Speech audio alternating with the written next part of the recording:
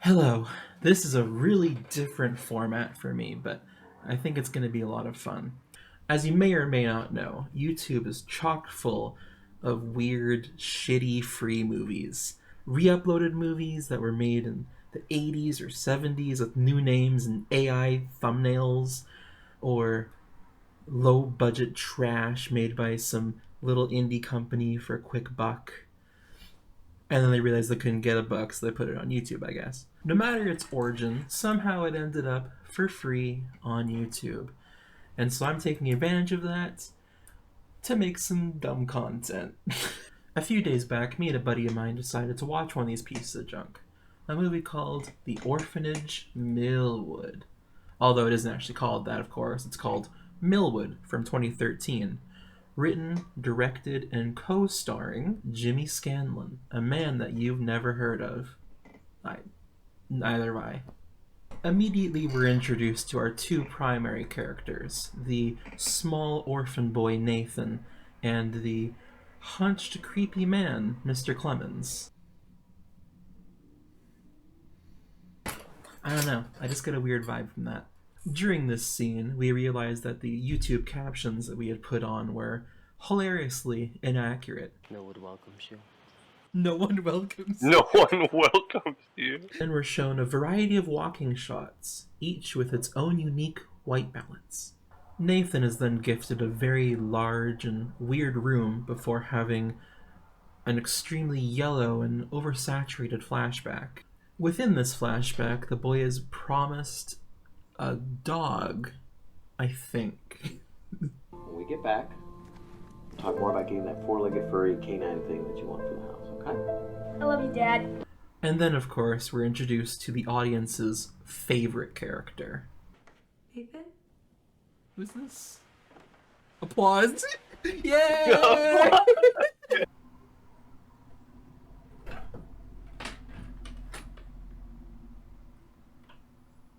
I wish that appeared everywhere I went. But I couldn't disagree with the captions more, because Dino is the character we all need. Dino! Oh, man, Judy, what's happening, sweetheart? What's this little fella got here? Come on, come on, mate. Let me show you what old Dino whipped up for you today. Hey, I whipped up a big banquet. And you know what I made? I made the world's famous lasagna. Despite being offered a hearty serving of Dino's world-famous lasagna, Nathan chooses a small, dusty bowl of macaroni and cheese. Oh, I would do anything for some of that lasagna. We then meet a swath of other orphans and a very evil-looking teacher that we never see again. The boys play some basketball. Like the little thumbs up he gave. Little thumbs up. Nathan then arrives at the most silent cafeteria I've ever seen before this amazing moment happens. You okay? I'm sorry. I think I left a piece of bread over here. Oh, there it is. Oh shit, it's on. He was already on the floor. What happened? Shortly after, the movie started thanking us for continuing to watch it, which is much more courteous than most movies of this caliber are. Thank you. Thank you. You're welcome, movie. Thank you, music. Thank you, music. Yes. Thank you. Thank you. You're welcome, movie. Don't worry, I'm still here. For now. At this point in the movie, Clemens started to show his true colors and sent Nathan to the evil part of the orphanage, where a door gently slammed in his face. I love it. Whoa! The first real scare of the movie. Startled by the haunted door, Nathan has a chat with his therapist, Judy, where in the background we mainly hear the camera crew shuffling about. Orange. I like orange. Nathan gets some outdoors time before being interrupted by a fog alarm disguised as a child. What's it, huh? What the fuck is this guy? What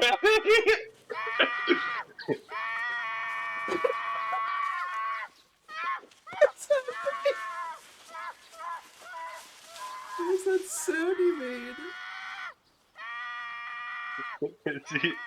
Is he a frog? Is he an air? A crow? Your tornado alarm? Later that night, we got our second big scare of the movie and a bold-ass move from the editors. Whoa! Spooky! Whoa! It's back!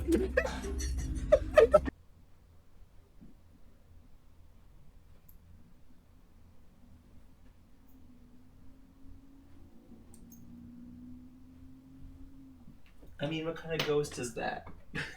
This whole scene is incredibly weird. It ends up with him in a pool being surrounded by boys swimming at him for an unknown reason, and then it's later claimed the whole thing was a dream, and that he was following the therapist's voice somewhere, but we never hear the therapist in the scene. It's nonsense, and it's never explained. And thanks to this nightmare, or not a nightmare, the boy gets the special treat of taking a four-legged furry canine thing for a walk. A worthy prize for a startled boy. This is also where we meet the kindly landscaping character who is on a stoop eating beans. An applause shows up. Guy. Who's this weirdo?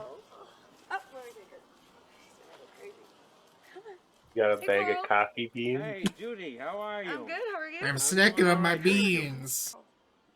Take care of all of it. What was All by that? myself. God. Nice meeting you, Nathan. Come on, Jess.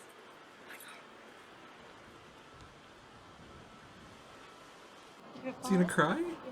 Good. Nathan then goes for a slow stroll to look for the pool he may or may not have imagined, before being shoved in a closet in the rapiest non-rape scene that I've seen in a while. What do you think? What do you think, little boy? Nothing. What do you think? I knew it. I've got to go ahead. No. We're here. It's right here. It's right behind us. Oh no.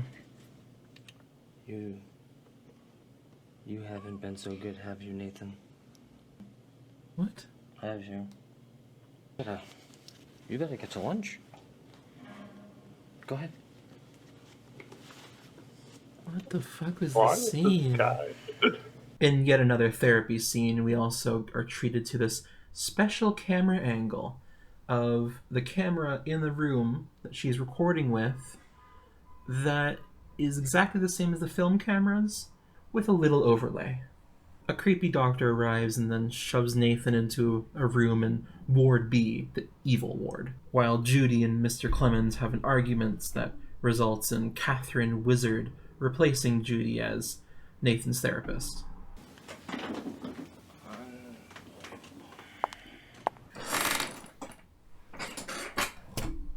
A completely normal adjustment to do, especially considering that he has to have his glasses on the tip of his nose in every single scene. We then meet Catherine, who is the biggest bitch in the world for no reason, and we meet the eyebrow raised championship winner of 2023, female nurse character 1. Are you ready for him? And these characters all shove Nathan into the loudest elevator in the world. Oh, it's a very buzzy elevator. Oh my Very god. loud. No audio balancing on that, guys. But more importantly, after leaving the elevator, we get the most heart-wrenching doctor's examination scene that I've ever witnessed.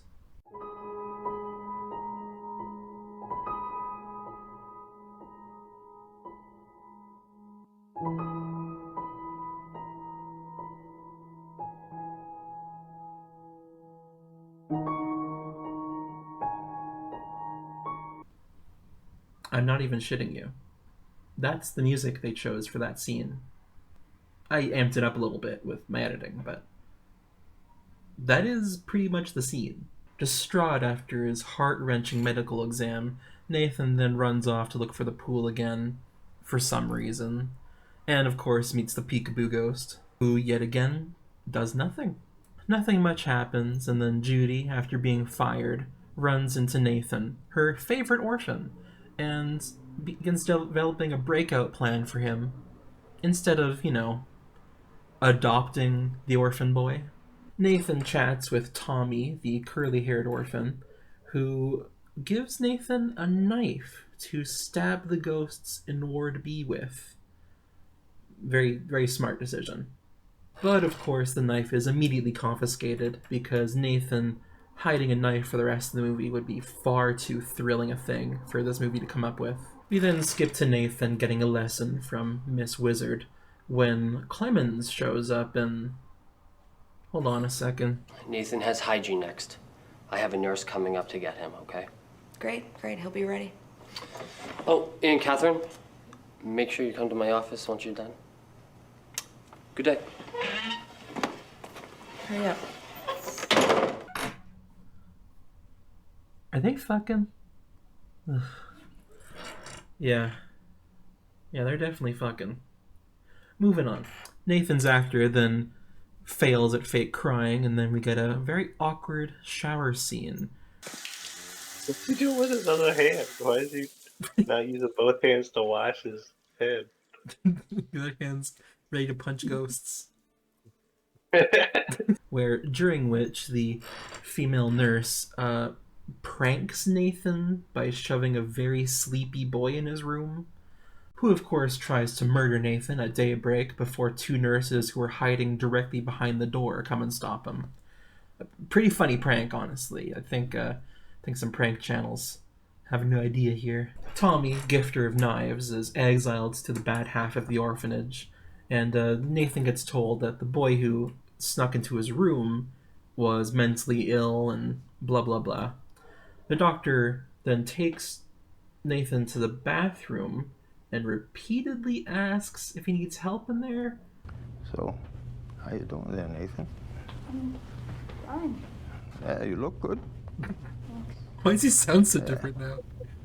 Yeah. You look good. Oh, Nathan. Would you like some help? No. You sure? What? Okay. Thanks. The doctor just got 8 times creepier.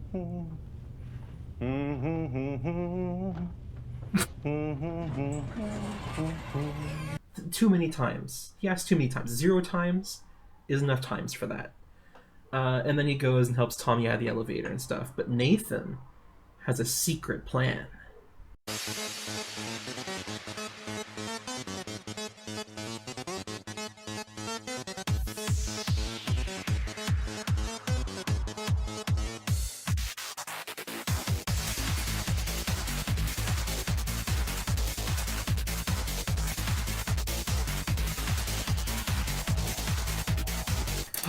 I mean, how sad is it that that's one of the most thrilling sequences in the whole film?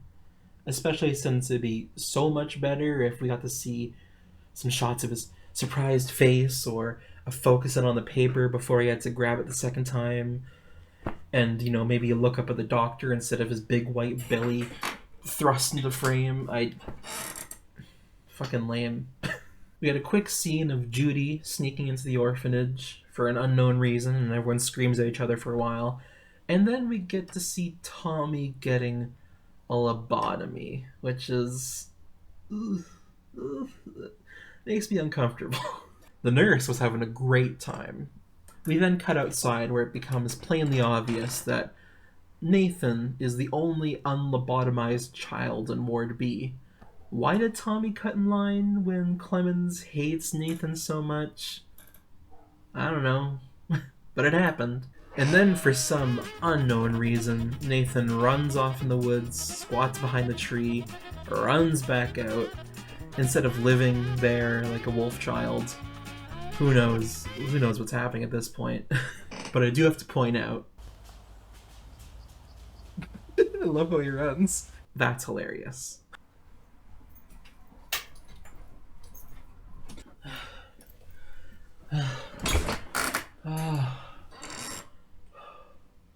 I did too many takes of that. Anyway, we go to the next scene where Nathan is in the bathroom and gets scared by someone's feet.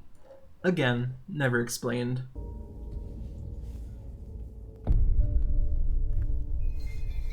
Ah!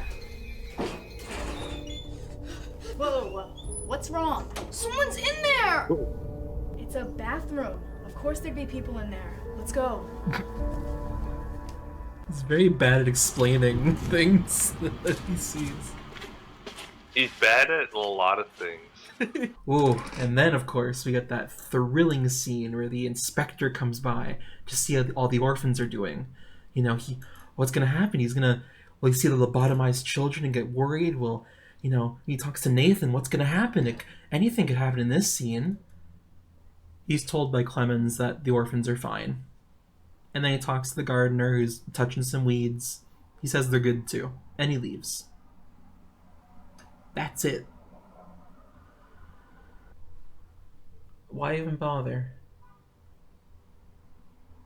So Nathan decides later that night that he's going to jump out the window. But the windows are locked, of course, so he creates a Hulk fist out of blankets and punches out the window through the blind, which somehow leaves giant fucking shards of glass all over the floor of his room, disobeying all laws of physics. Oh shit. He's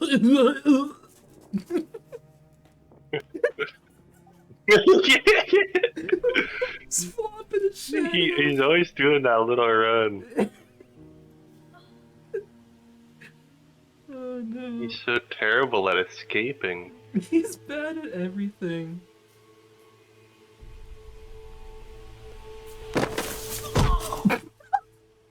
Jeez. I don't know if a lobotomy is going to make much of a difference at that point. So he runs off completely clear of injury to the basement to look for the pool yet again, maybe. It's kind of unclear what he's doing. Now at this point in the film, you're probably thinking to yourself, what the fuck is happening? Yeah, same. Then we're treated to yet another oversaturated yellow flashback of fishing, followed by corpses under Nathan's bed that aren't really there. It was all part of a dream, because spookiness, I guess. That's cool, I think. Shortly after waking up, Nathan is assaulted by Clemens and the doctor, who, like all bad guys in this movie, hide behind doors and wait for a very awkward moment to jump out and strike. No corpses there. Shut your mouth! Jesus Christ. So, Charles, you ready? Oh. It's lobotomy time. Time to get your brain poked. Yay! Thrillingly, Nathan then finds himself stretched on the lobotomy table, about to have a stick shoved up his brain, when, all of a sudden,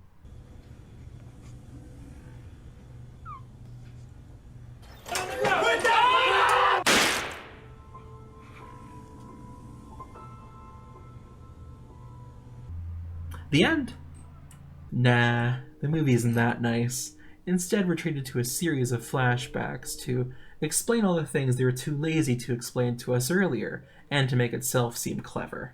First, we're shown Nathan and his mom on a stroll, but she vanishes, and then he's wandering the woods alone, but Judy joins him, for symbolism, I guess. Nathan then remarks on how he needs evidence to take down the orphanage, and Judy hides a camera in the woods that he grabs when he was squatting awkwardly behind that tree. He films something in the basement that we're never allowed to see, and he gives the SD card to the groundskeeper, who gives it to Judy, and then Judy arrives with the police. And I'll just let you guys see this epic showdown in all of its glory.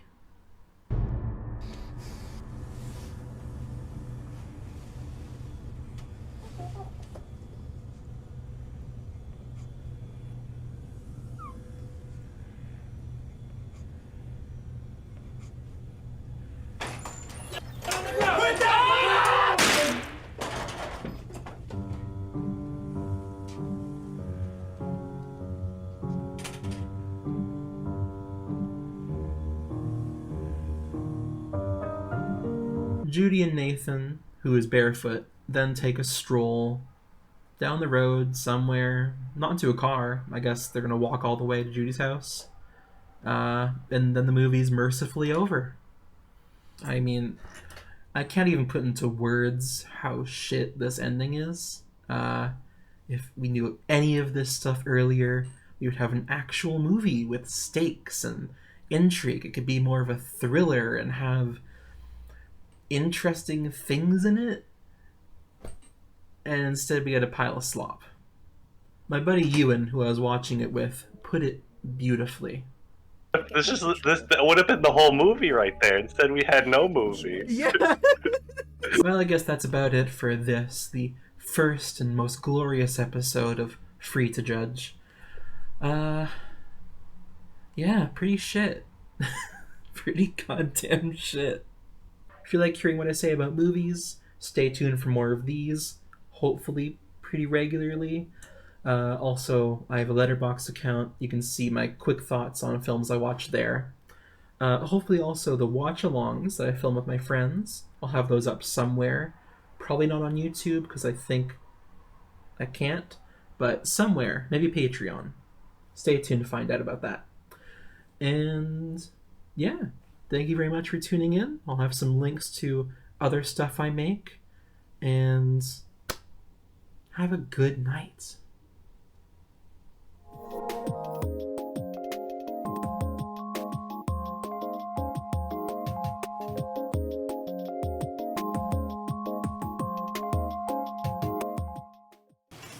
I've decided to cook the boy into a lasagna.